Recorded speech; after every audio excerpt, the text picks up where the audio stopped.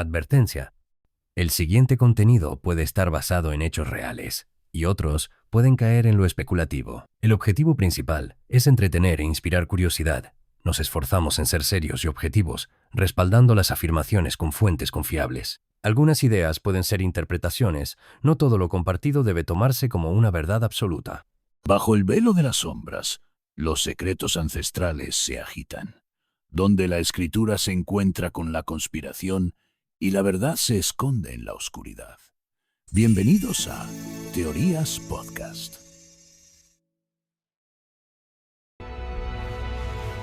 El libro de los vigilantes.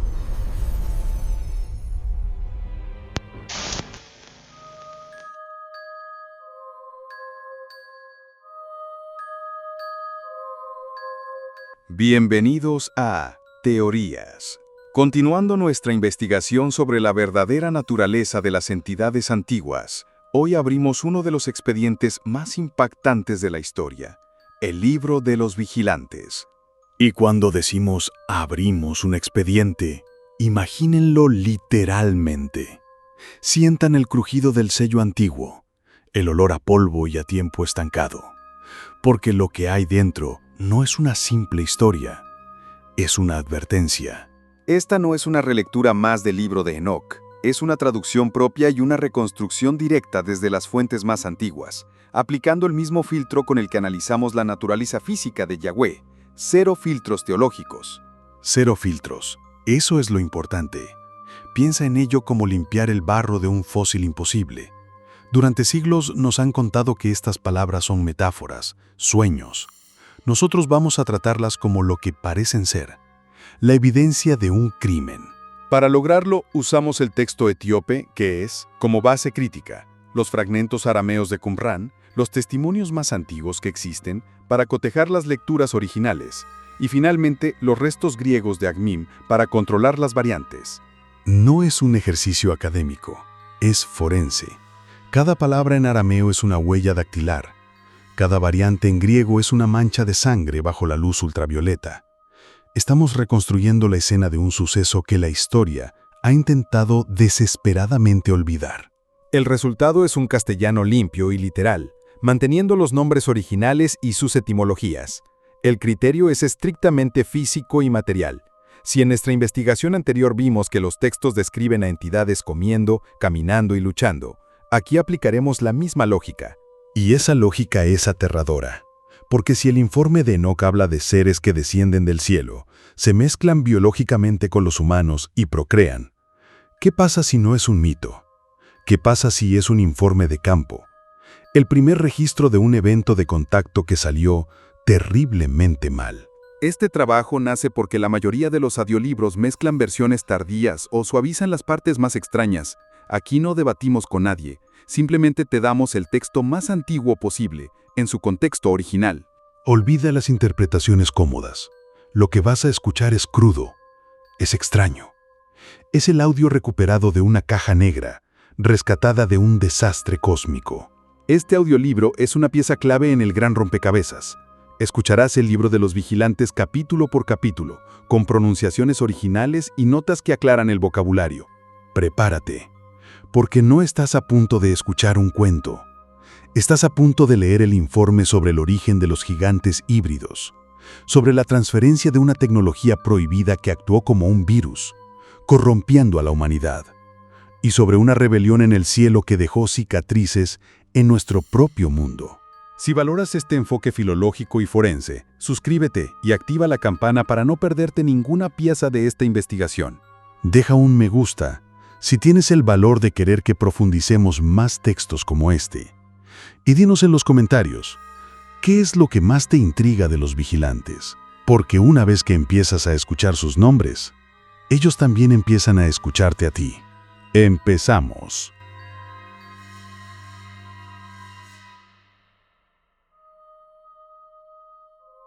El libro de Enoch fue censurado en un antiguo complot para ocultar la verdad sobre los vigilantes. La respuesta no es una conspiración simple. Es algo mucho más real y por lo tanto más fascinante. Es la historia de cómo un libro demasiado peligroso para ser contado fue silenciado. Para entender la exclusión, primero los hechos. El libro es un texto judío, escrito originalmente en arameo en el siglo III a.C. Esto no es una teoría. Tenemos los fragmentos, descubiertos en el polvo de las cuevas de Qumran. Era antiguo e influyente. Y, sin embargo, fue rechazado por el judaísmo rabínico. ¿Por qué rechazar un texto tan antiguo? Porque a veces la verdad no encaja en la historia que quieres contar. Las razones oficiales fueron 3. Primero, nunca formó parte de los textos sagrados del Templo de Jerusalén. Segundo, su teología era radical. Proponía que el gran origen del mal no nació en el Edén, sino que descendió de los cielos cuando los vigilantes se rebelaron. Y tercero, usaba un calendario solar de 364 días, marcándolo como el texto de un movimiento disidente. Un origen del mal que no es humano sino cósmico. Una corrupción que no vino de una fruta, sino de una transferencia de tecnología prohibida por parte de seres celestiales. ¿Entiendes por qué esa idea era tan subversiva? Hacía a la humanidad una víctima de una guerra celestial, no la única culpable de su propia caída. El cristianismo primitivo, en cambio, lo recibió con respeto. Es citado textualmente en el Nuevo Testamento, en la Carta de Judas. Padres de la Iglesia, como Tertuliano, lo defendieron. Exacto. Si los primeros apóstoles lo consideraban profético, ¿qué cambió?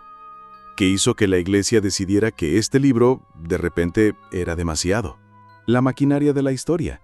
Primero, la regla de la veritas hebraica. Si el texto no estaba en el canon judío, perdía autoridad. Segundo, figuras como San Agustín lo desautorizaron, llamando a sus relatos sobre gigantes fábulas. Y tercero, el factor más decisivo. El libro sencillamente desapareció. Por el siglo IV, cuando los cánones se cerraban, las copias ya no circulaban. Desapareció. Una palabra muy conveniente. Es como decir que un expediente fue extraviado justo cuando iba a revelar algo incómodo. La gran excepción fue la Iglesia Ortodoxa Etíope, que lo conservó y lo canonizó. Gracias a ellos, el texto completo sobrevivió. Al final, su exclusión no fue un complot, sino una incompatibilidad fundamental con la narrativa que se estaba consolidando. Y esa es la historia oficial de por qué el libro fue excluido. Pero hoy presentamos la evidencia de por qué esa fue posiblemente la decisión editorial más determinante de la historia. Este es el caso a favor de Enoch. El primer argumento a su favor, la antigüedad. Los fragmentos de Qumran prueban que es más antiguo que algunos libros que sí están en la Biblia. Segundo, y esto es crucial, resuelve el mayor enigma del Génesis. El capítulo 6 habla de hijos de Dios y gigantes, y luego la historia se corta, como un reporte censurado. El libro de los vigilantes es el único texto que completa ese informe. No es ajeno a la Biblia, es el capítulo que le arrancaron. Además, su visión del mundo es la que respiran los evangelios. La idea de demonios como espíritus de gigantes muertos que vagan por la tierra es el trasfondo directo del mundo en el que Jesús y los apóstoles realizan exorcismos. Y la prueba final, no es inviable. La Iglesia etíope lo ha mantenido en su canon durante casi 2000 años. Si es lo bastante antiguo, si fue citado por los apóstoles, si resuelve enigmas bíblicos y si una de las iglesias más antiguas lo considera sagrado, entonces tenía credenciales más que suficientes. Por estas razones, hemos decidido presentar este texto en su forma más pura. No te pedimos que creas, te pedimos que escuches la evidencia que fue silenciada y que luego juzgues por ti mismo. Aquí comienza el libro de los vigilantes.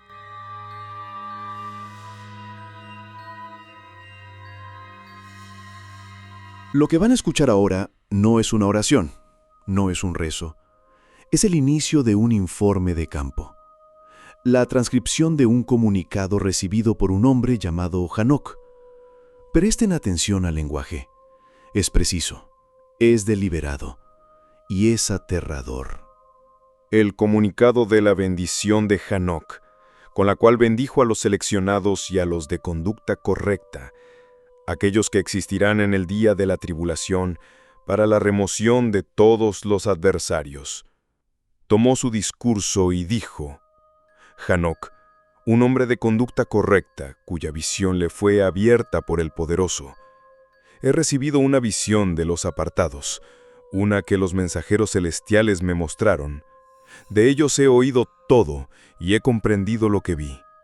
Una visión no para esta generación, sino para una lejana que está por venir.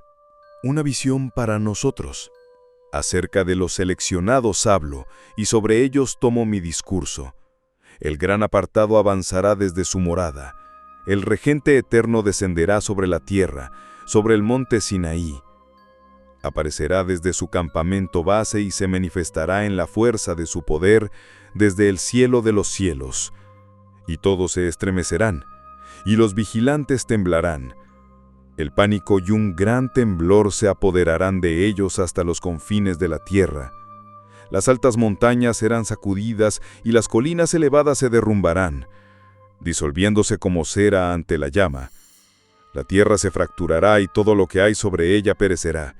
Y habrá un juicio sobre todos, incluyendo a los de conducta correcta. Pero a los de conducta correcta, Él les concederá paz.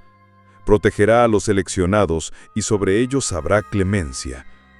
Todos pertenecerán al poderoso, prosperarán y serán bendecidos, y la luz del poderoso brillará sobre ellos. Una distinción clave. Protección para unos, juicio para otros.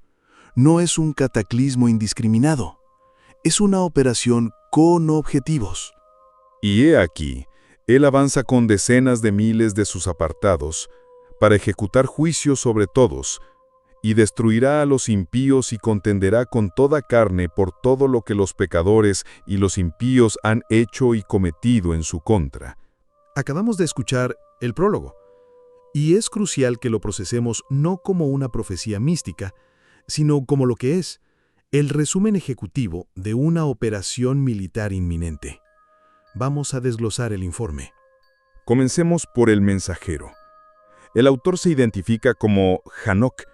La raíz de su nombre en hebreo significa iniciado o dedicado. Exacto. No se presenta como un profeta, sino como un agente que ha sido instruido, un iniciado. El texto dice que su visión fue abierta, lo que en nuestro contexto sugiere el acceso a información clasificada, una transmisión de datos. El informe describe la naturaleza del evento como una incursión física. El lenguaje le es geográfico. La entidad, el gran apartado, no aparece en un sueño. El texto afirma que descenderá sobre el monte Sinaí. Aparecerá desde su campamento base y se manifestará en la fuerza de su poder desde el cielo de los cielos. Esto no es una metáfora, es geografía militar. Eruditos como Nikolsberg han confirmado que esto se basa en textos antiguos que describen a Yahvé como un guerrero marchando desde su base. Enoc está describiendo a una potencia soberana llegando a su territorio para poner orden. El informe también presenta a las dos facciones no humanas en conflicto. Primero, los apartados. En arameo original de Qumran, Kadishin, literalmente los separados o consagrados para una tarea. No son santos en un sentido moral, son una clase de seres, un cuerpo de élite. Y el texto especifica su número como decenas de miles, un término militar para una fuerza de choque abrumadora. La segunda facción, el objetivo, los vigilantes. En arameo, Irín, de la raíz estar despierto. Su nombre es su función, los que vigilan. Y aquí está la clave. Ante la llegada de la fuerza de choque, estos vigilantes no adoran. El texto dice que tiemblen y que se estremezcan de pánico. Es la reacción de una facción rebelde que sabe que el ejército soberano ha venido a aplazarlos. Finalmente, el impacto. La descripción es puramente física y cataclísmica. Montañas que se sacuden, colinas que se derrumban, disolviéndose como cera ante la llama. La tierra se fracturará y todo lo que hay sobre ella perecerá. En conclusión, el capítulo 1 no es una oración, es el prefacio de un conflicto. Un iniciado, Hanok, transmite un informe sobre la inminente llegada de una fuerza soberana y su ejército a una locación terrestre. Y su objetivo es claro: someter y juzgar a una facción rebelde que ya está en este planeta. El informe nos ha dado el quién, el dónde y el qué. Lo que los siguientes capítulos revelarán es el por qué. El crimen que hizo necesaria una intervención tan drástica.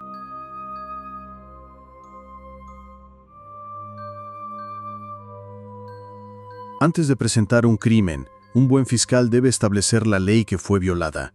El capítulo que van a escuchar ahora no es un desvío poético, es la presentación de la evidencia A, el protocolo del universo, el código fuente de la realidad.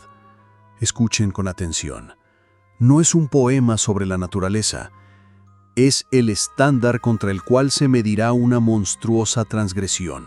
Observad y comprended cada obra en el cielo, cómo las luminarias que están en el cielo no alteran sus trayectorias, cómo cada una se levanta y se pone en orden, cada una en su tiempo designado, y no transgreden su estatuto inscrito. Observad la tierra y prestad atención a las obras que se realizan en ella, desde el principio hasta el final.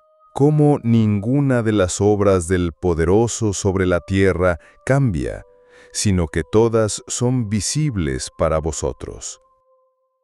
Observad las señales del verano y las señales del invierno, cómo en invierno toda la tierra se llena de agua, y las nubes, el rocío y la lluvia reposan sobre ella. Y considerad cómo en el verano los árboles se marchitan y pierden todas sus hojas, excepto 14 árboles que no se desnudan, sino que permanecen con su follaje antiguo hasta que el nuevo brota después de 2 o 3 años. La evidencia ha sido presentada. A primera vista parece una simple descripción de la naturaleza, pero en el contexto de este informe es la piedra angular del caso. Hanok está estableciendo la ley fundamental del sistema. El análisis se divide en 2 secciones de evidencia. Primero, el mecanismo celestial. El informe subraya que las luminarias no alteran sus trayectorias. Su obediencia es absoluta. La frase clave aquí es estatuto inscrito. No es poesía. Es un término técnico. En el pensamiento hebreo es hok. Se refiere a una ley grabada, un decreto inalterable. El libro astronómico de Enoch detalla esta mecánica con precisión matemática. Para Hanok, la astronomía es el estudio de la ley. Exactamente. El universo funciona con un código, un conjunto de leyes físicas inquebrantables. Las estrellas no deciden seguir su curso, están programadas para ello. Es su ley inherente. Este concepto está arraigado en la tradición. El libro de Job pregunta, ¿conoces tú los estatutos de los cielos? La ley del cosmos es la prueba de la fiabilidad de su diseñador. Ya no es la observación crucial. Un árbol que pierde sus hojas parece muerto, parece caótico, pero no lo es. Es una fase programada de dormancia antes de que el sistema se reactive. Incluso lo que parece decadencia es parte de un orden superior. Hanok está presentando al cielo y a la tierra como los testigos principales en su caso. Ambos testifican al unísono. La obediencia al diseño original es la norma universal. Cada componente, desde el sol hasta un brote, ejecuta su función sin fallos, sin rebelión, sin anarquía. El sistema es perfecto, y esta perfección no es un fondo poético. En conclusión, el capítulo 2 establece el estándar de oro del funcionamiento correcto. Es la vara de medir, la línea base de la normalidad, la perfección con la que se juzgará la anomalía, la corrupción, el virus que está a punto de ser introducido en el sistema.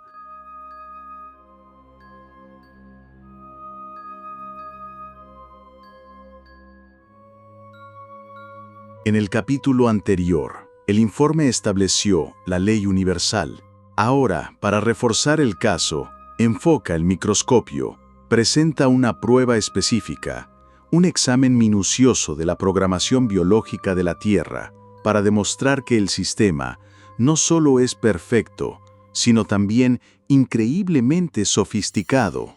Considerad y observad todas las cosas de la creación, cómo los árboles se marchitan, y todas sus hojas caen durante el invierno, a excepción de 14 árboles que conservan su follaje y esperan, con sus hojas secas, hasta que las nuevas brotan tras 2 o 3 años. Y observad de nuevo los días del verano, cómo el sol está sobre la tierra, directamente frente a ella. Y vosotros buscáis la sombra y el refugio del calor del sol, mientras la tierra arde con un calor abrasador, de modo que no podéis caminar sobre ella, ni sobre las rocas, a causa de su calor. Observad cómo los árboles se cubren de hojas verdes y dan fruto.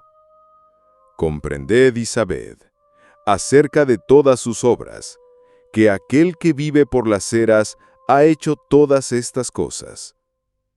Y sus obras se realizan ante él año tras año, para siempre, y todas sus tareas se cumplen para él sin alteración. Así es como está dispuesto, y así se hace. No es una repetición, es un zoom forense. El informe pasa de la ley general a la evidencia específica, y el núcleo de este capítulo es el contraste entre la apariencia y la realidad. El mecanismo de dormancia y reactivación. Los árboles en invierno parecen muertos, un fallo del sistema. Pero el informe subraya que es una fase programada, un protocolo de conservación que se ejecuta a la perfección. Y luego viene la prueba irrefutable, la reactivación en verano. El programa subyacente nunca dejó de funcionar, solo estaba en modo de espera. Pero el detalle más brillante, el que delata la verdadera complejidad del sistema, es la excepción que confirma la regla.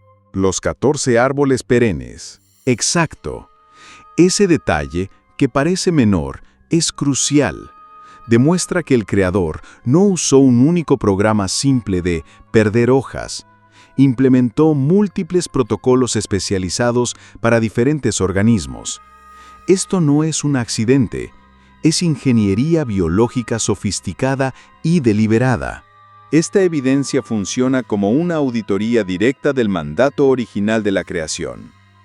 En el Génesis, capítulo 1, se registra la directiva: produzca la tierra vegetación.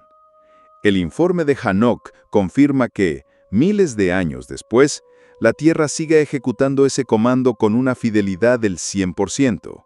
El planeta mismo es el agente perfectamente obediente, el testigo irrefutable de que el diseño original funciona.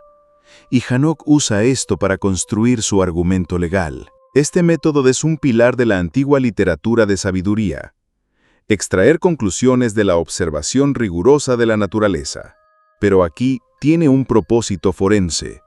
El argumento es simple y brutal. Si un árbol, un organismo inferior y no consciente, puede adherirse a su programación compleja sin fallar jamás, la desviación de un ser superior y consciente es un acto de rebelión infinitamente más grave. En conclusión, el capítulo 3 solidifica el argumento presentando a la Tierra como el principal testigo de la acusación. Sus ciclos biológicos perfectos y su inquebrantable obediencia demuestran la existencia de una ley fundamental. Con esta evidencia sobre la mesa, el informe establece una verdad aterradora. Cualquier desviación de este orden perfecto no puede ser un error, no puede ser una casualidad. Tiene que ser una anomalía radical, una corrupción deliberada del diseño primordial.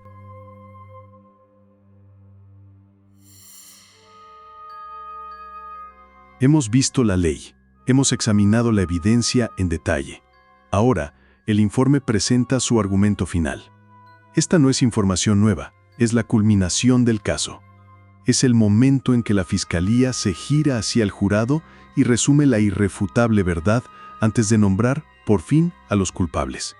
Considerad y observad de nuevo todos los árboles, cómo se secan y pierden sus hojas, a excepción de 14 árboles que no se desnudan, sino que conservan su fruto hasta que brotan hojas nuevas. Y observad los días del verano, cómo el sol calienta la tierra y la quema, y vosotros buscáis la sombra y el refugio de su calor. Como la tierra está agrietada por el calor, y los árboles derraman su corteza, y su fruto verde cae, y dan su fruto maduro para ser comido. Y todas sus obras son buenas, y honran al poderoso que las ha hecho. Y así es como se ha dispuesto, y así se hace, y no cambia. Y ved cómo todas sus obras le son fieles, Así también vosotros debéis ser fieles. Ved cómo el mar y los ríos cumplen juntos su obra. Este es el cierre del argumento. Después de presentar toda la evidencia, el informe da su declaración final sobre la ley universal, justo antes de arrastrar a los acusados al centro de la sala. El núcleo del capítulo reside en dos conceptos. Primero, que la naturaleza cumple su obra. La raíz hebrea es asa, que no es existir, sino hacer, actuar, ejecutar una función. La naturaleza no es un escenario pasivo, es un sistema de agentes activos. Cada estrella, cada río, cada árbol está ejecutando una tarea específica. No solo son, sino que hacen. Y todas estas actividades se rigen por un estatuto inalterable. El concepto de Hok, una ley inscrita en el diseño de la creación. Pongan esas dos ideas juntas. El universo es un mecanismo donde cada componente ejecuta una función programada de acuerdo con un protocolo no negociable. La obediencia no es una virtud moral aquí, es la física fundamental del sistema. Al enfatizar esta fiabilidad, Ejanoc presenta una prueba de la estabilidad del cosmos, conectando con el pacto descrito en el Génesis capítulo 8, mientras la tierra permanezca, la siembra y la siega no cesarán. Este informe está confirmando que el protocolo de estabilidad está en pleno funcionamiento, y esto redefine el crimen de los vigilantes. No fue solo desobediencia, fue un ataque directo contra el diseño estable de la realidad. Fue un intento de hackear el sistema operativo de la creación. Eruditos modernos ven estos primeros capítulos como una unidad con una estructura legal clara. Este capítulo cierra la presentación de la ley y la evidencia. El testimonio de la creación es unánime. ¿Lo escuchan? No hay excepciones. No hay desviaciones en el mundo natural. El caso está cerrado. La Fiscalía ha probado su punto más allá de toda duda razonable. En conclusión, el capítulo 4 cierra el expediente sobre la ley. Ha demostrado de manera concluyente la existencia de un protocolo universal que rige toda la creación. Una ley de obediencia perfecta e inquebrantable. La evidencia ha sido presentada. El estándar ha sido establecido. Y con el testimonio de toda la creación como base, el informe de Ejanoc está ahora listo para señalar a la única facción en el cosmos que se atrevió a corromper este diseño perfecto.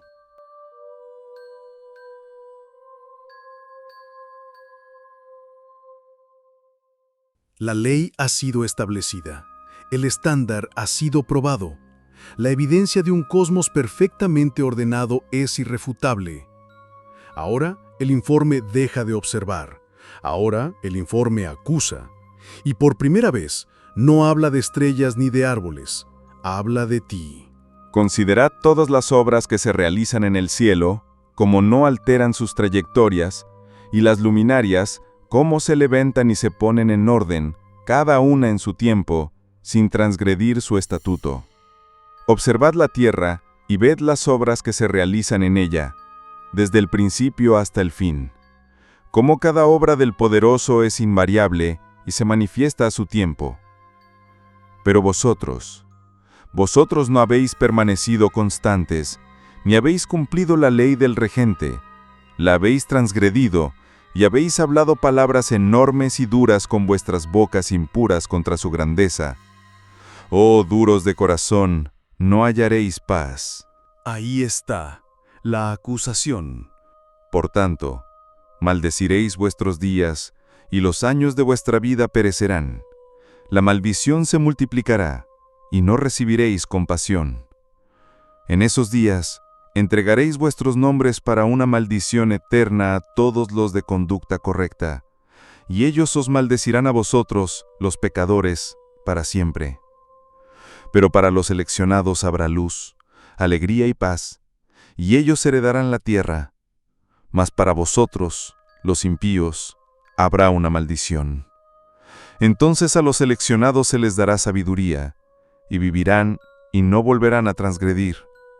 Completarán el número de los días de su vida, y su vida crecerá en paz, y los años de su alegría se multiplicarán en gozo y paz eterna por todos los días de su vida. Se acabaron las observaciones. El informe de Ejanoc se ha convertido en un acta de acusación.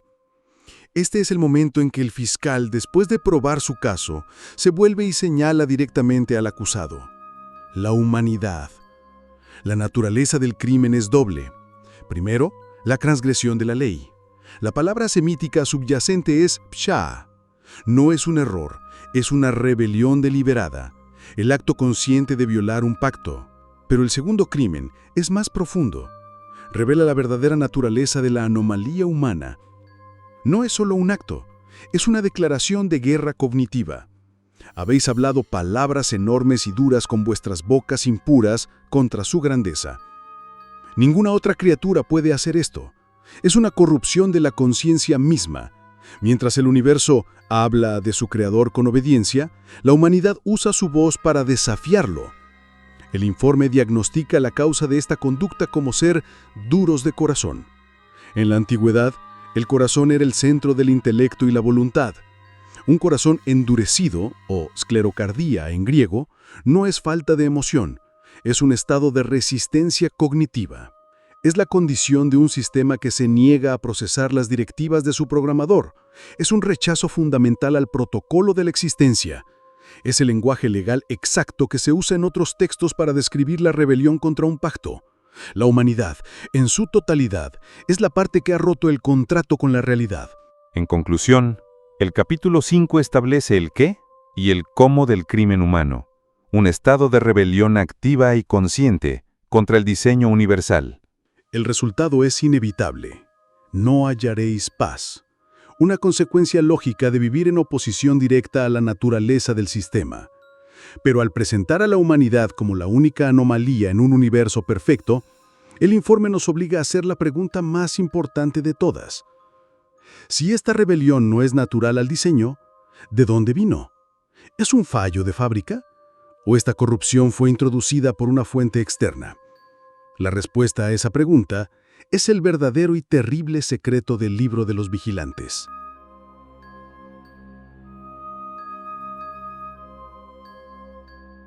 En el último informe, dejamos una pregunta en el aire. Si la rebelión humana no es natural al diseño del cosmos, ¿de dónde vino? ¿Fue un fallo de fábrica o fue un virus introducido deliberadamente en el sistema? Aquí está la respuesta. Aquí está el origen de la infección. Y sucedió que cuando los hijos de los hombres se habían multiplicado, en esos días les nacieron hijas hermosas y de buen aspecto. Y los mensajeros, los hijos del cielo, las vieron y las desearon. Y se dijeron unos a otros: vayamos, escojamos para nosotros mujeres entre la descendencia de los hombres y engendremos hijos. No fue un ataque, no fue una invasión, fue un deseo. Y eso lo hace mucho más aterrador.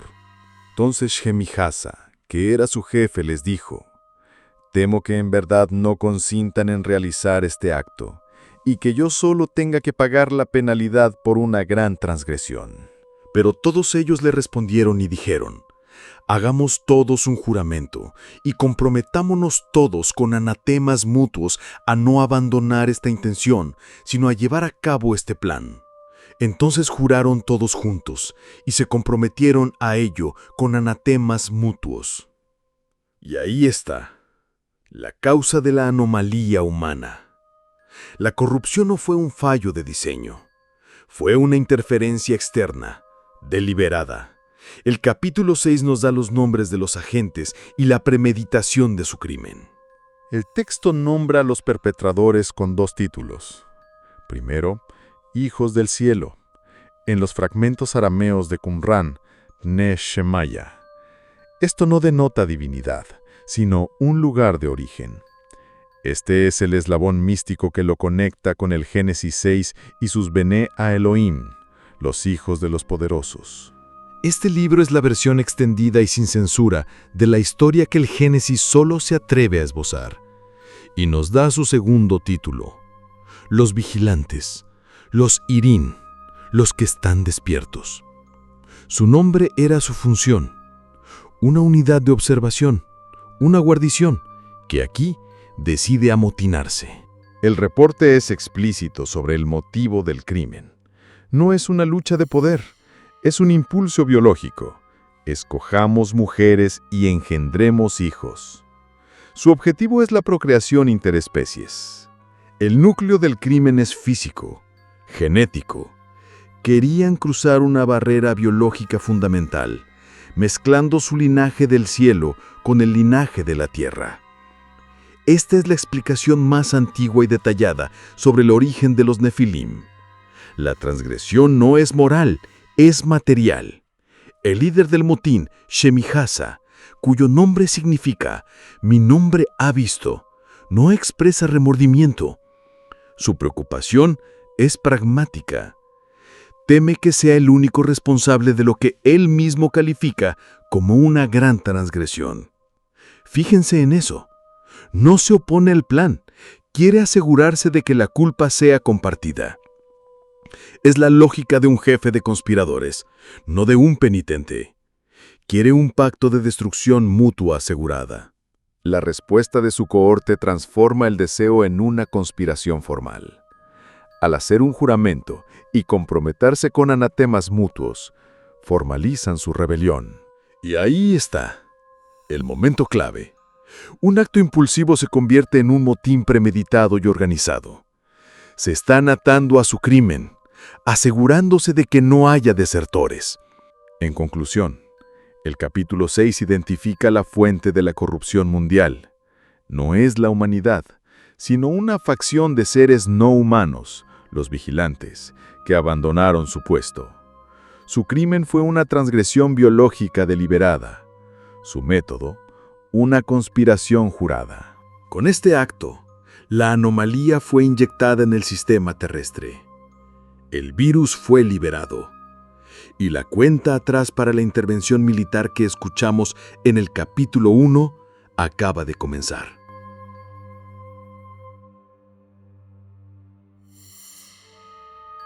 La conspiración ha sido sellada con un juramento. Ahora se convierte en acción. El motín se transforma en una incursión. Este no es un cuento, es el informe de campo de la operación, detallando el lugar, los agentes y las consecuencias. Y eran en total 200 los que descendieron en los días de Yared sobre la cima del monte Hermón. Y llamaron a la montaña Hermón porque sobre ella juraron y se comprometieron con anatemas mutuos. Estos son los nombres de sus líderes: Shemihasa, su jefe principal, Aratakifa, Ramiel, Cocabiel, Tamiel, Ramiel, Daniel, Ezequiel, Barayahijal, Asael, Armaros, Batarel, Ananel, Saquiel, Shamshiel, Satarel, Turel, Jumyahel, Sariel.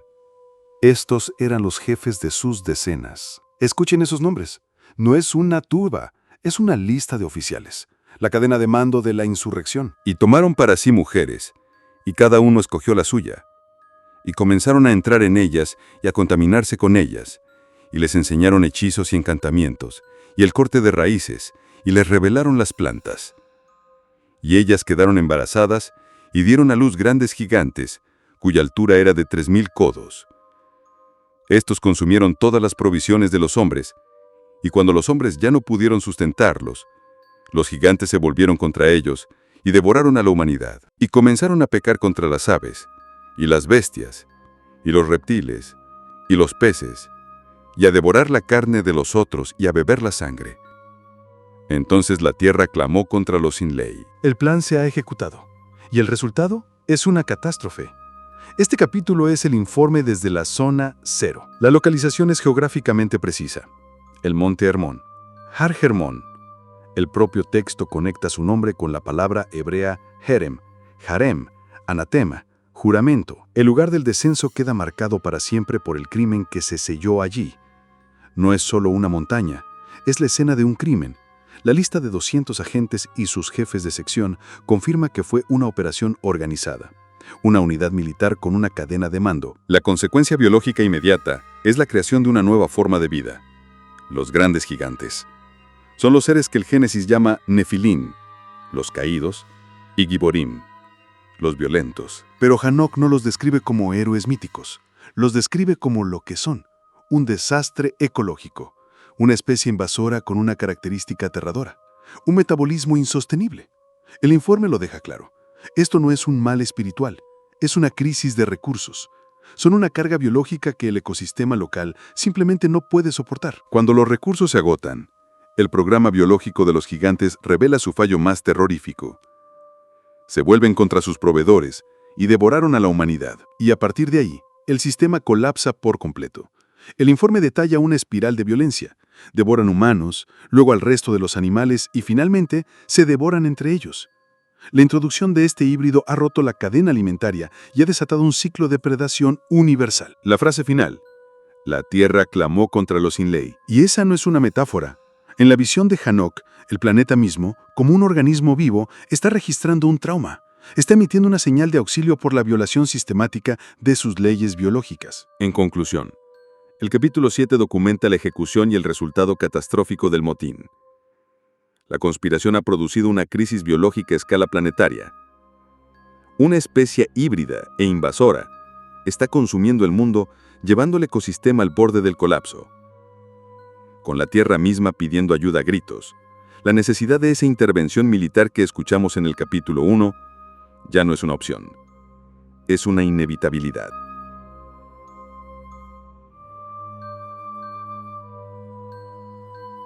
La crisis biológica fue solo el principio.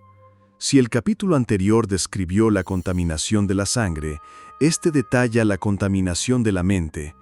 El informe de Hanok expone ahora la segunda fase de la operación, una transferencia de tecnología e información diseñada para acelerar el colapso. Y Azazeel enseñó a los hombres a fabricar espadas de guerra, cuchillos, escudos y corazas. Les mostró los metales de la tierra y el arte de trabajarlos, brazaletes, ornamentos, el uso del antimonio y el embellecimiento de los párpados, toda clase de piedras preciosas y todas las tinturas de color. Y surgió una gran impiedad, y cometieron fornicación, y fueron descarriados y se corrompieron en todos sus caminos. Shemi-Haza enseñó encantamientos y el corte de raíces. Armaros enseñó la anulación de encantamientos. Barak-Yal enseñó la observación de las estrellas.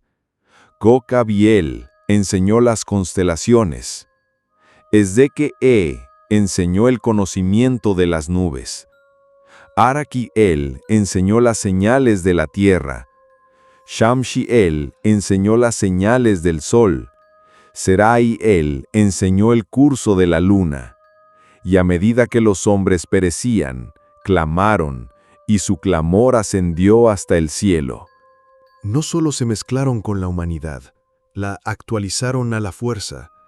Desataron una revolución industrial y cultural con un único objetivo: el colapso total. El informe identifica a un agente principal en esta transferencia, Azazeel, el mismo nombre que resuena con la entidad del Levítico, a la que se enviaba el chivo expiatorio cargado con los pecados de Israel. Pero Hanok invierte el rol. En este informe, Azazel no es quien recibe los pecados, es quien los origina. Él es la fuente de las tecnologías de la corrupción, y su estrategia es brillante y terrible. Sus enseñanzas se dividen en dos categorías: tecnología de la violencia, metalurgia para armas, introduciendo la guerra organizada, y tecnología de la vanidad, cosmética y joyería, introduciendo la estratificación social basada en el lujo. ¿Ven la estrategia? Es perfecta. Desestabilizar a la humanidad introduciendo simultáneamente los medios para matarse entre sí y las razones sociales para hacerlo. Les dio las armas y los motivos en el mismo paquete. Los otros líderes actúan como un gabinete de especialistas. Kokabiel, estrella de El, transfiere conocimiento de astronomía. Barak-Yal, rayo de El, enseña meteorología. Es una transferencia sistemática. Cada jefe de sección desclasifica la ciencia de su campo. Pero el verdadero crimen aquí no es la ciencia en sí, es la proliferación de conocimiento prohibido. La metalurgia o la astronomía no son malas, pero fueron reveladas fuera de protocolo. Prematuramente, los vigilantes rompieron un embargo cósmico de información. Esta narrativa es una relectura de dos historias del Génesis. La del árbol del conocimiento, donde la humanidad sufre por un saber para el que no estaba preparada, y da un origen sobrenatural a Tubal-Caín, el forjador de bronce y hierro. Para Hanoc, la metalurgia no fue una invención, fue una enseñanza de Azazeel. Entregaron a una civilización inmadura las herramientas de su propia autodestrucción, y funcionó. En conclusión, el capítulo 8 revela la segunda y más devastadora fase del crimen. No solo crearon una crisis biológica con los gigantes, sino que deliberadamente encendieron una crisis tecnológica y social. La corrupción ahora es total, biológica, tecnológica y cognitiva. El clamor que asciende al cielo ya no es solo por la violencia de los gigantes, es el sonido de la violencia de los propios hombres, ahora armados, vanidosos y corrompidos por un conocimiento que nunca debieron poseer.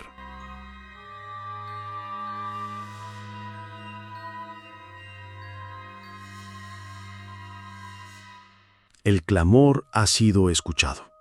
El informe ahora cambia de escenario. Abandonamos la zona del desastre en la tierra y ascendemos. La escena se traslada a la sala del tribunal en el cielo. Es el momento en que las más altas autoridades del cosmos abren un expediente formal sobre la catástrofe. Entonces Micael, Uriel, Rafael y Gabriel observaron desde los recintos apartados del cielo y vieron la inmensa cantidad de sangre que era derramada sobre la tierra y toda la ilegalidad que se obraba en ella, y se dijeron unos a otros: la tierra, dejada sin habitantes, clama, y el eco de su lamento llega hasta las puertas del cielo. Las almas de los hombres presentan su demanda, diciendo: llevad nuestra causa ante el Altísimo.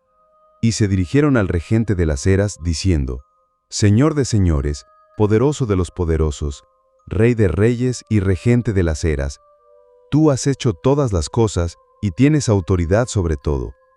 Todo está descubierto y desnudo ante tu vista, y nada puede ocultarse de ti. Escuchen el protocolo. La formalidad no es un ruego desesperado, es el inicio de un procedimiento legal.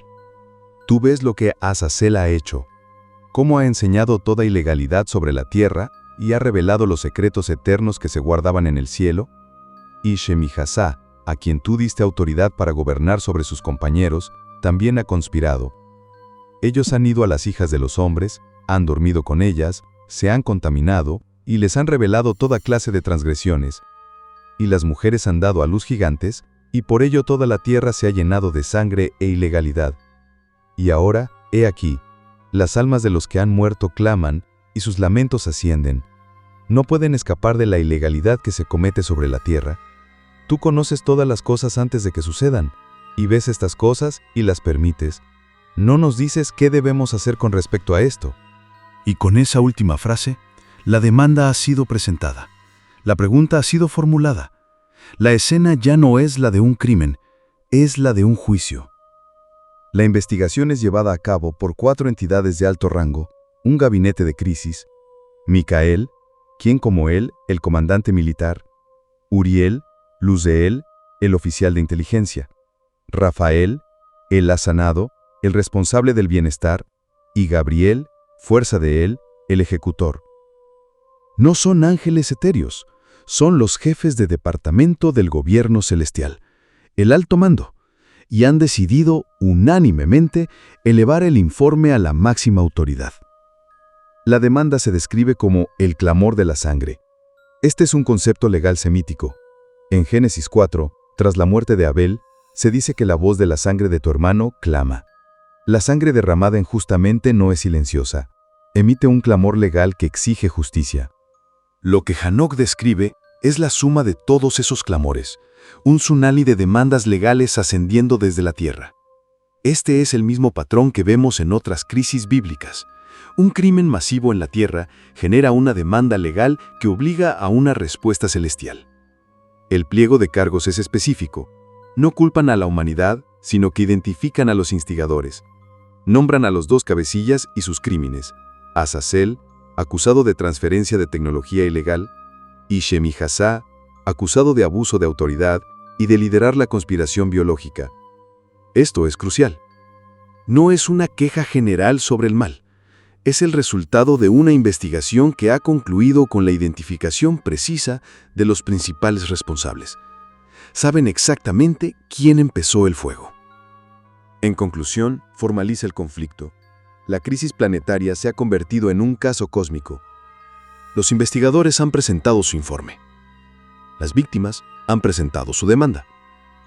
La acusación ha sido elevada ante el juez supremo, el regente de las eras. Y ahora, todo el universo está en suspenso esperando el veredicto, esperando la sentencia, que, inevitablemente, debe llegar.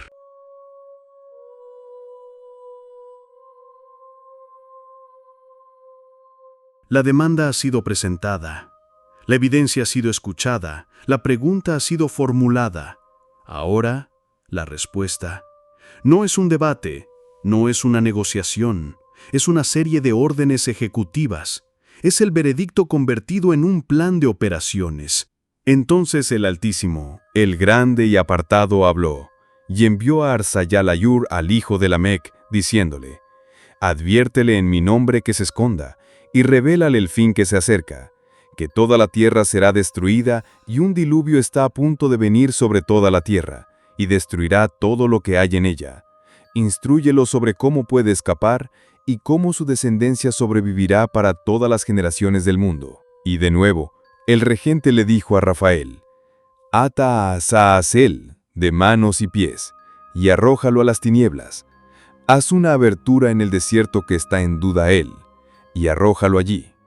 Coloca sobre él rocas ásperas y afiladas, y cúbrelo con oscuridad. Y en el día del gran juicio será arrojado al fuego. Y sana la tierra que los vigilantes han corrompido. Toda la tierra ha sido corrompida por las obras que fueron enseñadas por Azazel. Atribúyele a él toda la transgresión. Y a Gabriel le dijo: Procede contra los bastardos y los réprobos. Destruye a los hijos de la fornicación y a los hijos de los vigilantes de entre los hombres. Lánzalos unos contra otros para que se destruyan en batalla, pues no tendrán largos días, vivirán solo 500 años. Y del regente le dijo a Micael: Ve, ata a Shemi-Hassá y a sus asociados, y cuando sus hijos se hayan masacrado unos a otros, átalos firmemente por 70 generaciones en los valles de la tierra, hasta el día de su juicio y de su consumación. En esos días serán llevados al abismo de fuego, y al tormento y la prisión en la que serán confinados para siempre. Órdenes ejecutivas. Cada comandante celestial ha recibido una misión. Cada sentencia está diseñada quirúrgicamente para contrarrestar un crimen específico. Esto no es ira, es estrategia. Sentencia 1. El confinamiento de Azazel. Agente Rafael. Él ha sanado. Crimen, contaminación tecnológica y social. La sentencia es cuarentena total.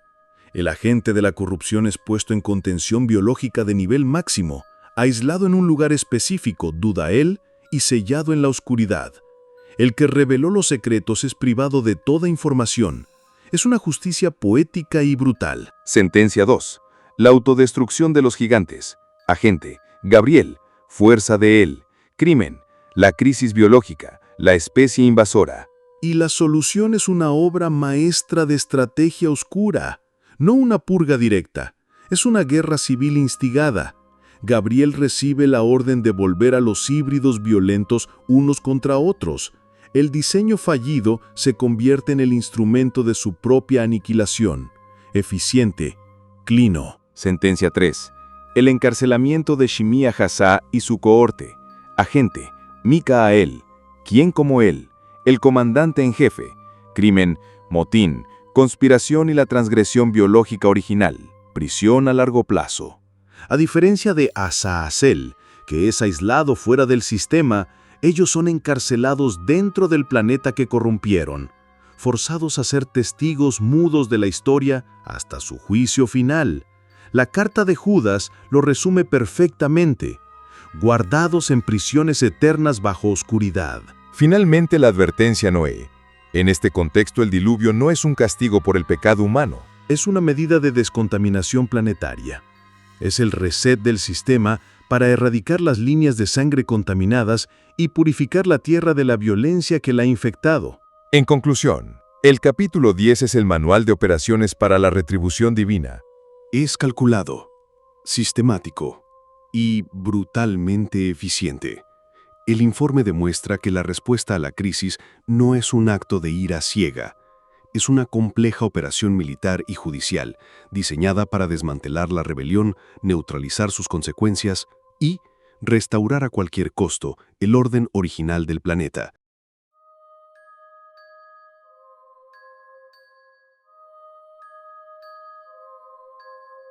Hemos presenciado la conspiración, la contaminación, la crisis y la sentencia. Hemos visto el plan de operaciones para purgar el planeta. Ahora, el informe revela el porqué.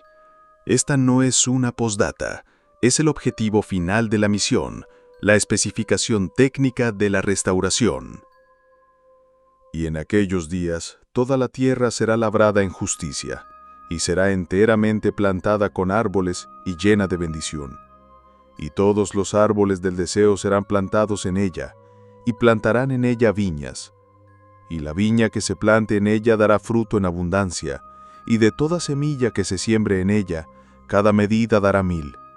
Y cada medida de olivas dará 10 prensas de aceite. Y limpia tú la tierra de toda opresión, y de toda ilegalidad, y de toda transgresión, y de toda impiedad. Y toda la impureza que se ha hecho sobre la tierra, destrúyela de sobre la tierra. Y todos los hijos de los hombres llegarán a ser justos, y todas las naciones me ofrecerán adoración y me bendecirán, y todos se postrarán ante mí. Y la tierra será limpiada de toda corrupción, y de toda transgresión, y de todo castigo, y de todo tormento, y no volveré a enviar un diluvio sobre ella por todas las generaciones, para siempre. Después de la dureza de la purga, el informe presenta el estado final deseado. Es la justificación de cada acción tomada, la restauración del sistema. El núcleo de la promesa es una restauración ecológica y agrícola. La promesa de que cada medida de semilla dará 1000 no es una metáfora espiritual. En el contexto material del libro, es una optimización de los sistemas biológicos del planeta. Es la curación de la tierra que se le ordenó a Rafael, llevada a su máxima expresión. Después de la descontaminación del diluvio, la tierra es reseteada a un estado de hiperproductividad. No es magia, es una forma de terraformación. El texto también describe un reinicio social usando una metáfora biológica. La tierra será labrada en justicia, y en ella se plantarán árboles. El concepto hebreo de plantar, nsab, implica establecer algo firmemente para que perdure. Es una reingeniería social. La vieja civilización, corrompida por la tecnología de los vigilantes, es erradicada. En su lugar, se planta una nueva sociedad cuyos miembros son descritos como justos. No es un simple cambio de opinión, es un reinicio demográfico y estructural completo. Esta visión de una tierra restaurada es un tema central en la tradición profética hebrea. Isaías 65 describe nuevos cielos y una nueva tierra, donde plantarán viñas y comerán su fruto. Amós 9 promete un tiempo en que los montes destilarán vino dulce, una imagen de abundancia agrícola total.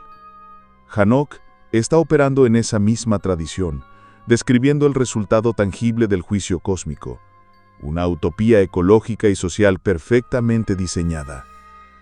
En conclusión, el capítulo 11 es la justificación de las duras medidas tomadas en el capítulo anterior. La intervención no es puramente punitiva, es restaurativa. El objetivo final era realizar un reseteo completo del planeta, biológico, ecológico y social, para devolverlo a un estado de orden perfecto y productividad optimizada.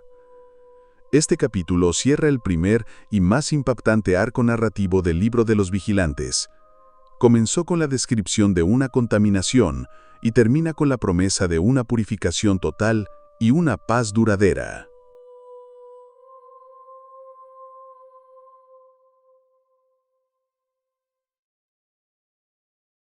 Hemos visto el futuro, el juicio, la purga y la restauración final. Ahora el informe retrocede en el tiempo. Esto no es una continuación, es un flashback. Vamos a descubrir el rol personal y directo de Hanok en esta operación. Esta es su historia. Antes de que todas estas cosas sucedieran, Hanok fue ocultado, y ningún hijo de los hombres sabía dónde estaba oculto, ni dónde moraba, ni qué había sido de él. Y sus actividades tenían que ver con los vigilantes, y sus días transcurrían entre los apartados. Y yo, Hanok, estaba bendiciendo al gran regente, al rey de las eras, y he aquí los vigilantes me llamaron, Hanok, el escriba, y me dijeron, Hanok, escriba de la rectitud, ve y declara a los vigilantes del cielo quienes han abandonado el alto cielo y se han contaminado con mujeres. Habéis provocado una gran destrucción en la tierra.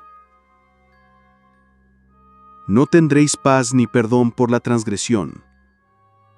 Y puesto que gozáis en vuestros hijos, veréis la masacre de vuestros amados. Y por la destrucción de vuestros hijos os lamentaréis, y suplicaréis por la eternidad, pero no alcanzaréis compasión ni paz.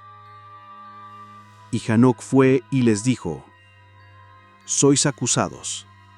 El informe nos da ahora el contexto de su autor, y es crucial. Hanok no es un simple narrador, es un agente activo. El capítulo comienza declarando que Hanok fue ocultado. Esto no es una ascensión mística, sino una operación de extracción y protección. Es puesto en custodia protectora entre los apartados, la facción leal. Es un activo humano único, preparado desde una base de operaciones segura para una misión de infiltración y comunicación. Y la misión es una inversión total de la jerarquía cósmica. Un humano es comisionado para dictar sentencia a seres celestiales. No va a rogar, va a entregar un veredicto. El título que se le otorga es clave: escriba de la rectitud. En griego, grammateus tes dikaiosines. Un grammateus es un escriba, un oficial de la corte. Su función es legal y administrativa, no religiosa. Exacto. No lo llaman profeta. Es el notario cósmico, el secretario del tribunal enviado con la tarea de leer la sentencia inapelable a los condenados. Es un acto puramente legal. Y el mensaje que debe entregar es absoluto. No tendréis paz ni perdón por la transgresión. No es una advertencia, es una declaración final.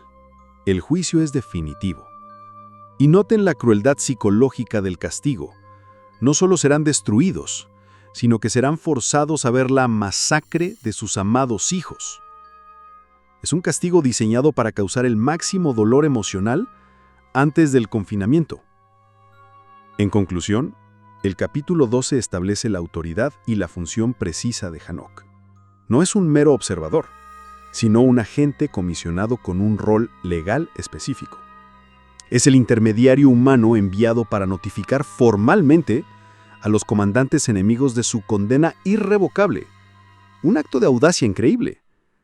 Y esta notificación directa prepara el escenario para la reacción de los vigilantes. Una reacción de puro y absoluto terror.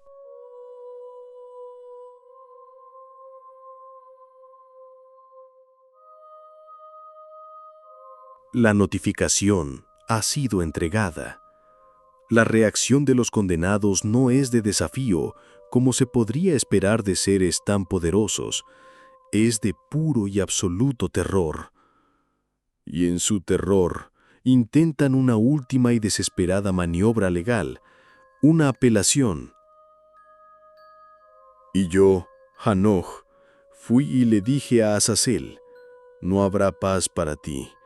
Una severa sentencia ha salido en tu contra para encadenarte. Y después de eso, fui y hablé a todos ellos juntos. y estaban todos atemorizados, y el miedo y el temblor se habían apoderado de ellos. Me rogaron que redactara para ellos una petición de súplica para que pudieran recibir perdón, y que llevara su petición ante el regente del cielo, pues ellos mismos ya no podían dirigirse a él ni levantar sus ojos al cielo, por la vergüenza de las transgresiones por las que habían sido condenados. Entonces escribí su petición, la oración y la súplica concerniente a sus personas y a sus hijos, para que pudieran tener perdón y descanso. Fui y me senté junto a las aguas de Dan, en la tierra de Dan, que está al sur del oeste del monte Hermón. Leí su petición hasta que me quedé dormido, y he aquí, un sueño vino sobre mí y visiones cayeron sobre mí, y vi visiones de un castigo inminente. Y una voz vino ordenándome que se lo contara a los hijos del cielo y los reprendiera. Y cuando desperté, vine a ellos, y estaban todos reunidos, sentados y llorando en Ublesiael, que está entre el Líbano y Ceneser, con sus rostros cubiertos. Les conté todas las visiones que había visto en mi sueño, y comencé a hablar estas palabras para reprender a los vigilantes del cielo. El informe documenta la única respuesta posible de los condenados: intentar apelar la sentencia. Y aquí vemos la burocracia del juicio cósmico en acción. La reacción de los vigilantes es de vergüenza y terror. Su incapacidad para levantar sus ojos al cielo no es poética, es una descripción de su estado. Han sido despojados de su rango. Su acceso a la corte celestial ha sido permanentemente revocado. Su única opción es un intermediario, y aquí la inversión de jerarquías es total y humillante. Los poderosos seres celestiales le ruegan a un agente humano que actúe como su abogado defensor y presenten la documentación de su apelación. No piden justicia, piden clemencia. Hanoch presenta la apelación en un lugar de inmensa carga simbólica, junto a las aguas de Dan, cerca del monte Hermón. Lee su apelación hasta que me quedé dormido, y he aquí, un sueño vino sobre mí, y visiones cayeron sobre mí, y vi visiones de un castigo inminente, y una voz vino, ordenándome que se lo contara a los hijos del cielo y los reprendiera. Y cuando desperté, vine a ellos, y estaban todos reunidos, sentados y llorando en Ublesiael, que está entre el Líbano y Ceneser, con sus rostros cubiertos. Les conté todas las visiones que había visto en mi sueño, y comencé a hablar estas palabras para reprender a los vigilantes del cielo. La respuesta del regente no es un diálogo, es una visión en un sueño. La apelación no se negocia ni se considera. La respuesta es una descarga de datos unilateral. La visión no es de compasión, sino de castigo inminente. Apelación denegada. Esto es crucial. A diferencia de otras historias donde un intercesor logra negociar, aquí el crimen es de una naturaleza tan fundamental, la contaminación deliberada del diseño de la creación, que está más allá del alcance del perdón. Es un crimen para el cual no existe la clemencia. En conclusión, el capítulo 13 documenta el fracaso del proceso de apelación de los vigilantes. Demuestra que hay crímenes para los cuales no existe el perdón en el sistema judicial cósmico. La puerta a la compasión ha sido cerrada, sellada y custodiada. Con esta negación definitiva, el informe de Hanoch se prepara para detallar el contenido exacto de esa visión, la reprendida final, sin adornos y absolutamente demoledora a los vigilantes caídos.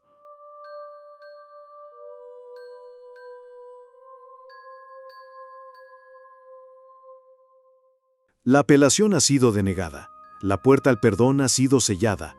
Ahora, el escriba es convocado, no para negociar, sino para recibir sus órdenes finales directamente de la fuente. Lo que van a escuchar no es la descripción de un paraíso, es el informe de campo de Hanoch desde el interior de la sede del poder cósmico. Y la visión me fue mostrada así. He aquí, en la visión, Las nubes me convocaron y una niebla me llamó, y el curso de las estrellas y los relámpagos me apresuraron y me impulsaron. Y los vientos en la visión me hicieron volar, me elevaron y me transportaron hasta el cielo. Entré hasta que me acerqué a un muro, construido con bloques de granizo y rodeado por lenguas de fuego, y comenzó a atemorizarme. Entré en las lenguas de fuego y me acerqué a una gran casa, que estaba construida con bloques de granizo. Las paredes de esa casa eran como un mosaico de bloques de granizo, y su suelo era de nieve.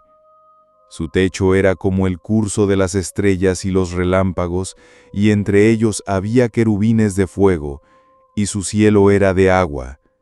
Y había un fuego llameante rodeando los muros, y sus portales ardían con fuego. Entré en esa casa, y era caliente como el fuego, y fría como el hielo. No había placeres ni vida en ella. El miedo me cubrió, y el temblor se apoderó de mí. Y mientras temblaba y tiritaba, caí sobre mi rostro. Y contemplé en la visión, y he aquí, había una segunda casa, más grande que la anterior, y estaba construida con llamas de fuego. Y en todos los aspectos destacaba tanto en esplendor, gloria y grandeza, que no tengo forma de describirles su gloria y su tamaño. Su suelo era de fuego, y lo que estaba sobre él era relámpagos y el curso de las estrellas, y su techo también era un fuego llameante. Y miré, y vi en ella un trono elevado. Su apariencia era como la del cristal de hielo, y de debajo del gran trono salían ríos de fuego llameante, de modo que era imposible mirar. Y la gran gloria se sentaba sobre él. Su vestidura era más brillante que el sol y más blanca que cualquier nieve. Un fuego llameante lo rodeaba. Decenas de miles estaban ante él. Y yo había caído sobre mi rostro, temblando. Y el regente me llamó con su propia boca y me dijo: Esto no es una visión del cielo religioso. Es un informe de inteligencia sobre la infraestructura del poder cósmico. Hanuk está siendo llevado al centro de mando para que entienda la magnitud de la autoridad que respalda el veredicto que debe entregar. La arquitectura es deliberadamente no terrenal, construida con estados puros de materia y energía, granizo, nieve, fuego, relámpagos. La estructura de dos casas, una exterior de hielo y otra interior de fuego, sigue el modelo de los antiguos templos diseñados para aislar y proteger la fuente central de poder. La visión de Hanuk no es única, pertenece a una tradición. El profeta Ezequiel describe la visión del trono carroza de Yahvé con fuego, relámpagos y los querubines. El profeta Daniel describe el trono del anciano de días como llamas de fuego, de donde salía un Nahar Dinur, un río de fuego. La coincidencia de la frase en arameo es una prueba de que están describiendo el mismo concepto. No es una alucinación aislada. Son múltiples agentes, en diferentes épocas, describiendo el mismo centro de poder. En conclusión, el capítulo 14 tiene una función narrativa crucial: demostrar la fuente del poder que ha dictado la sentencia.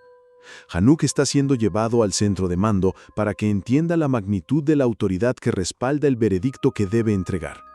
Se le muestra que el veredicto no es una simple orden, sino que está respaldado por una autoridad cuya sede es una fortaleza de energía elemental. La apelación de los vigilantes era inútil porque no se habían rebelado contra una idea, sino contra esto, el centro mismo del poder y el orden en el universo.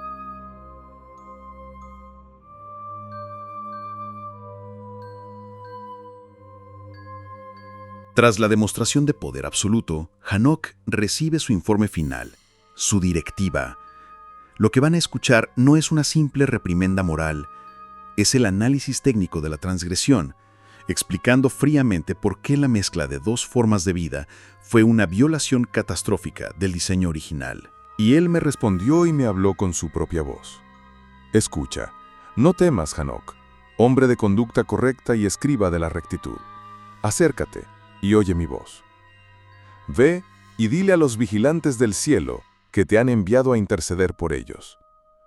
Vosotros debíais interceder por los hombres, y no los hombres por vosotros. ¿Por qué habéis abandonado el cielo alto, apartado y eterno, y os habéis acostado con mujeres, y os habéis contaminado, y habéis engendrado hijos gigantes? Vosotros, siendo de naturaleza celestial, teníais una morada eterna, pero os habéis contaminado con la sangre de las mujeres. Habéis producido carne y sangre como lo hacen aquellos que son mortales y perecederos. Pero vosotros fuisteis creados originalmente con una naturaleza diferente. Vuestra morada estaba en el cielo. Y ahora, los gigantes que han sido engendrados por vuestra esencia y por la carne de las mujeres, serán llamados en la tierra esencias errantes, y su morada estará sobre la tierra. Esencias malignas procederán de sus cuerpos. Serán esencias malignas sobre la tierra, y esencias malignas serán llamadas. La morada de los seres celestiales está en el cielo, pero la morada de las esencias terrenales está en la tierra. Y las esencias de los gigantes, los Nefilim, que afligen, oprimen, destruyen, atacan, causarán lamento. No consumirán ningún alimento, ni tendrán sed, y serán invisibles. Y estas esencias se levantarán contra los hijos de los hombres y contra las mujeres, porque de ellos han procedido. Y ahí está, la explicación técnica del crimen. No es una cuestión de moral, es una cuestión de biología y física fundamental. Una violación de naturalezas. El núcleo de la reprimenda distingue dos diseños existenciales. La humanidad, definida por la carne y sangre, Bashar o Adam, mortales, perecederos, diseñados para procrear y continuar las obras en la tierra. Y los vigilantes, cuya naturaleza es Rúa, un principio vital de energía, no de carne, cuya morada designada era el cielo. El crimen, por lo tanto, es una transgresión biológica y dimensional prohibida. Introdujeron su constitución primordial no terrestre en el bioma humano, violando el protocolo de su diseño y creando un producto híbrido catastróficamente inestable. Y aquí, el informe ofrece su revelación más impactante, el origen de lo que comúnmente llamamos demonios. Exacto. Piénsenlo. Los gigantes son una anomalía. Tienen un cuerpo de carne humana, pero están animados por la potente esencia vital no humana de sus padres. Cuando sus cuerpos mueren, ¿a dónde va esa energía? No pertenece al cielo y no encaja en el sistema diseñado para las almas humanas. Son un error del sistema sin un lugar designado en el cosmos. La solución que presenta el texto es que estas esencias vitales incorpóreas quedan atrapadas en la tierra. El informe las llama esencias errantes o esencias malignas. No son seres de otra dimensión. Son las fuerzas vitales residuales y descontroladas de una especie híbrida extinta. Son hostiles porque su propia existencia es un estado de desequilibrio perpetuo. Actúan como parásitos invisibles, afligiendo los sistemas biológicos de la Tierra porque es la única forma que tienen de interactuar con el plano en el que están eternamente atrapados. En conclusión, el capítulo 15 revela la verdadera profundidad del crimen. No fue solo desobediencia, sino un acto de ingeniería biológica prohibida. Introdujeron una forma de vida parásita y perpetua en el ecosistema terrestre. Y esto, finalmente, explica por qué la sentencia fue tan absoluta y por qué se requirió una medida tan drástica como el diluvio. No era un castigo, era una descontaminación planetaria.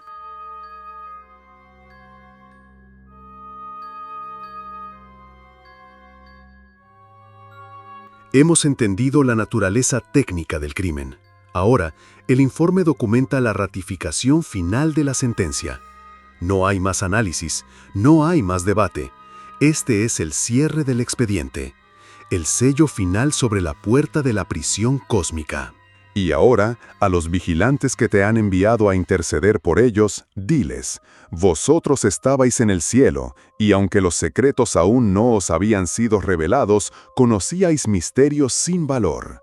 Y en la dureza de vuestros corazones los habéis dado a conocer a las mujeres, y a través de esos misterios, las mujeres y los hombres han multiplicado el mal sobre la tierra. Por tanto, diles, no tendréis paz. Desde ahora no volveréis a ascender al cielo por toda la eternidad. Y en los lazos de la tierra ha sido dicho que seréis atados por todos los días del mundo. Y antes de esto habréis visto la destrucción de vuestros amados hijos, y no tendréis gozo en ellos, sino que caerán ante vosotros por la espada. Y vuestra petición en su favor no será concedida, ni tampoco la vuestra. Y aunque lloréis y supliquéis y habléis todas las palabras contenidas en el escrito que yo he redactado, no se cumplirá. Y con esas palabras, el caso está cerrado. Este capítulo es la ratificación final. Sella cada consecuencia, existencial y permanente, para los perpetradores. El núcleo del veredicto es el exilio permanente. No volveréis a ascender al cielo por toda la eternidad. No es un castigo, es una alteración fundamental de su estado. Al mezclarse con la vida terrestre, han perdido irreversiblemente su naturaleza celestial. Están existencialmente degradados. Como la serpiente en el Génesis es maldecida a arrastrarse, los vigilantes son ahora, por decreto, seres permanentemente ligados a la tierra que corrompieron. El informe reitera su legado. Los gigantes, sus hijos, serán destruidos, pero sus esencias vitales, sus Ruhot, permanecerán. Su único legado es una forma de vida parasitaria que continuará operando hasta la gran consumación. Y el castigo psicológico es explícito. Están condenados a ser testigos de la masacre de sus hijos y de la plaga que desataron, sin poder intervenir jamás. El tormento de la impotencia eterna. Finalmente, el capítulo concluye con la negación explícita y formal de la petición que Hanoc escribió. Aunque lloréis y supliquéis, no se cumplirá. Este es el cierre del proceso judicial. La apelación fue recibida, procesada y denegada. El sistema tiene procedimientos, pero la naturaleza del crimen ha hecho que el perdón sea, literalmente, imposible. La puerta está cerrada. La segunda carta de Pedro en el Nuevo Testamento resume perfectamente su destino. Porque si el Poderoso no perdonó a los mensajeros que pecaron, sino que los arrojó al abismo del Tártaro y los entregó a prisiones de oscuridad para ser reservados para el juicio, es un eco directo de esta sentencia. El capítulo 16 cierra la puerta, confirma el exilio, define el legado y niega la última apelación. Con este veredicto final, el informe ha establecido la causa y la consecuencia de la corrupción, y ahora la narrativa puede cambiar. Ya no es un proceso judicial, es la exploración de los mecanismos ocultos del universo por el único humano que ha sido testigo de todo.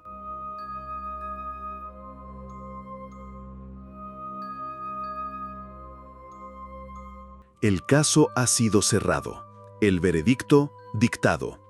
Pero la historia de Hanoc no ha terminado. De hecho, su verdadera iniciación apenas comienza. Con la sentencia dictada y el caso de los vigilantes caídos cerrado, la misión de Hanoc entra en una nueva fase. Su rol como escriba y mensajero del juicio ha concluido. Ahora, su iniciación requiere que comprenda la estructura del universo que los vigilantes intentaron corromper. Para lograrlo, Hanoc fue llevado en una extensa serie de visiones a los confines de la creación. No fue un viaje turístico, fue un viaje de inspección a la maquinaria del cosmos, diseñado para mostrarle que la ley y el orden no son conceptos abstractos, sino realidades físicas inscritas en el tejido del universo. Durante este recorrido, se le mostraron los mecanismos que gobiernan el mundo. Los cimientos de la tierra, los almacenes de los vientos, los pilares que sostienen el firmamento y los lugares de castigo preparados, confirmando visualmente el destino de los transgresores. El propósito no era el asombro, sino la instrucción. Hanoc debía comprender que el universo no es una entidad caótica, sino un sistema perfectamente administrado. Una estructura con leyes, mecanismos y, como ahora le sería revelado, con responsables. Después de ver la infraestructura del cosmos, el informe ahora se dispone a presentar a los administradores. Exacto. Si el universo es un reino, ¿quiénes son sus gobernadores?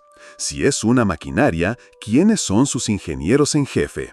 El siguiente capítulo es, en esencia, el organigrama del alto mando celestial.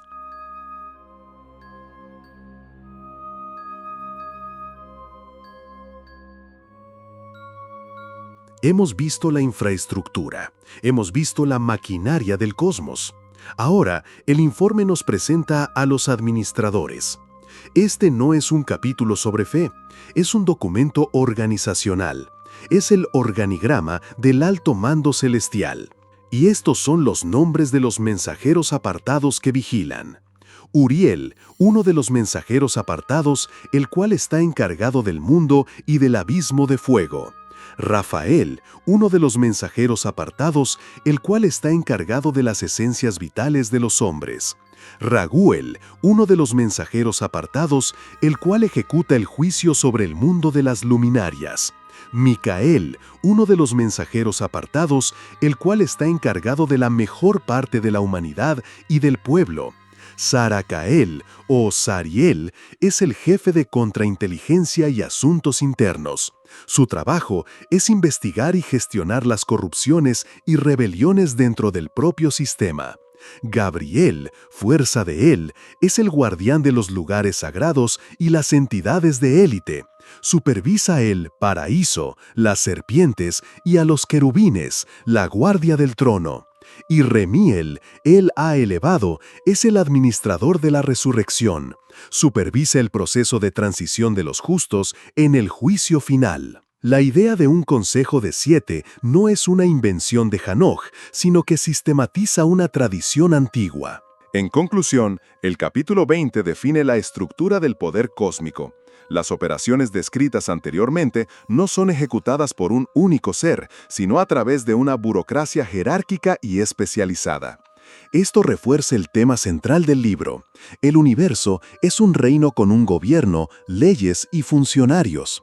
La rebelión de los vigilantes, por tanto, no fue una simple desobediencia, fue un acto de alta traición contra esta misma estructura administrativa.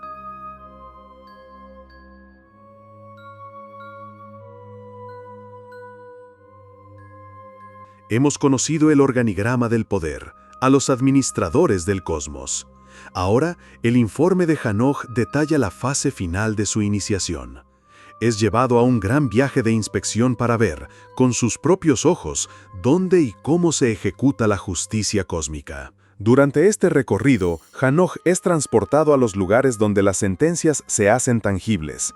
Vio la prisión de fuego y oscuridad donde las estrellas caídas, los vigilantes, están encadenadas. Contempló los valles de castigo preparados para los transgresores y la vasta estructura subterránea donde las esencias vitales de los muertos esperan el juicio final. Pero su viaje no fue solo a través de la oscuridad y el juicio. También fue llevado a los lugares de la recompensa, a la geografía de la esperanza. Vio la montaña cósmica en cuya cima se alza el árbol de la vida, destinado a los justos después de la gran purga. Y en el lejano oriente se le mostró el árbol de la sabiduría, el mismo que marcó el inicio de la historia humana en el Edén. Finalmente, su recorrido culminó con una visión de la gran maquinaria del universo. Vio los portales celestiales en los 4 puntos cardinales, a través de los cuales las estrellas y los vientos entran y salen, no por azar, sino en obediencia a un mandato y un horario precisos. Al presenciar todo esto, la arquitectura del castigo, la geografía de la recompensa y la mecánica del cosmos, la educación de Hanoch quedó completa. Vio que el universo es un sistema de consecuencias, un diseño donde cada acción tiene un resultado y un lugar. Con este conocimiento total, con la visión completa del sistema, desde la rebelión hasta la sentencia y la restauración, el primer gran informe de Hanoch llega a su fin. El libro de los vigilantes llega a su cierre.